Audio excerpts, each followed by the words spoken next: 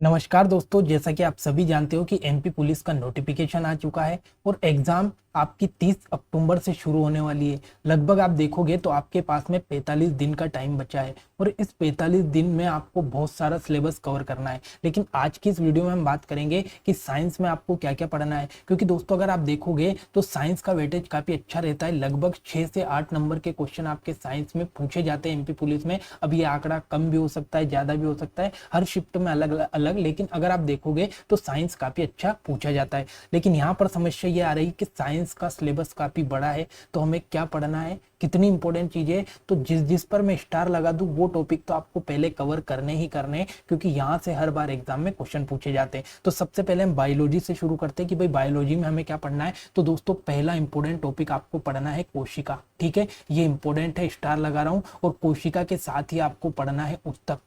ठीक है, दोनों ही टॉपिक आपके बड़े इंपॉर्टेंट है। तो पहले कोशिका निपटा लेना, उसके बाद में उत्तक बड़ा इंपॉर्टेंट पॉइंट है। फिर दोस्तों ये जो मानव के जितने भी तंत्र है ना, पाचन तंत्र, श्वसन तंत्र, रक्त परिसंचन तंत्र, उत्सर्जन तंत्र, तंत्रिका तंत्र, अंतःस्त्रवी ग्रंथि और प्रजनन तंत्र, ये सारे के सारे तंत्र में से एक नंबर का क्वेश्चन 100% आने की संभावना रहती है। तो ये तंत्र आपको एक बार अच्छे से पढ़ना है, ज्यादा टाइम नहीं लगेगा। एक बार आप देखोगे तो जल्दी जल्दी रिविजन कर लेना, लेकिन जिस पे स्टार लगा रहा हूं उनको अच्छे से पढ़ के जाना। ठीक है, उसके बाद में तीसरे नंबर पर आता है आपका रक्त। ये बड़ा इंपॉर्टेंट है। रक्त हम किसको दे सकते हैं, किससे ले सकते हैं, और रक्त की कमी से कौन सी बीमारियां होती है, रक्त का पीएच मान क्या है, ये सब क्वेश्चन पूछते हैं। उसके बाद में रोग बड़े इंपॉर्टेंट है, कौन सा रोग किसके कारण होता है ये आपको पढ़ना है। देखो जिस पर स्टार लगा रहा हूँ उसको खास ध्यान रखना है। विटामिन आपको बड़ा इंपॉर्टेंट हो जाता है, विटामिन से हर बार भर भर के क्वेश्चन पूछे जाते हैं, तो विटामिन आपको पढ़ के जाना है। ठीक है, एक और दोस्तों यहाँ पर 3 स्टार लगाकर एक टॉपिक लिख रहा हूं जहां से एग्जाम में क्वेश्चन बड़ा पूछा जाता है, जीवों का वर्गीकरण।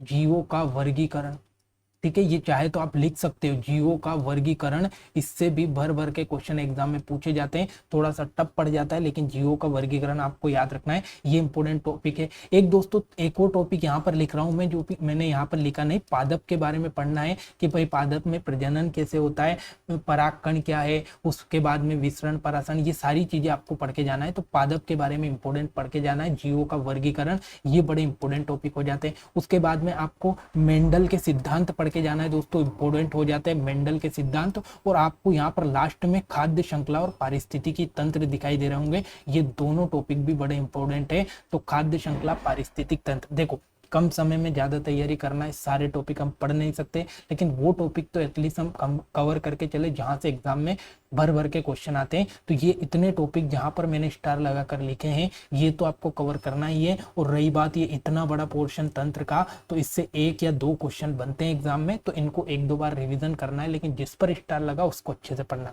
ठीक है, अब ऐसे हम बात करते हैं दोस्तों फिजिक्स की। तो फिजिक्स में मैं सबसे पहले आपको लेकर चलूंगा यहाँ पर एसआई मात्रक और प्रणाली। ठीक है, तो याद रखना है दोस्तों, ये बड़ा इंपॉर्टेंट हो जाता है कि मात्रक, कौन सा मात्रक किसमें क्या कहते हैं, एसआई में क्या है, सीजीएस में क्या है, मात्रक आपको याद रखना है। और इसके साथ ही आपको विमी सूत्र, ये विमी सूत्र से भी एग्जाम में क्वेश्चन बनते हैं। ठीक है, तो पहला इंपॉर्टेंट पॉइंट हो जाता है।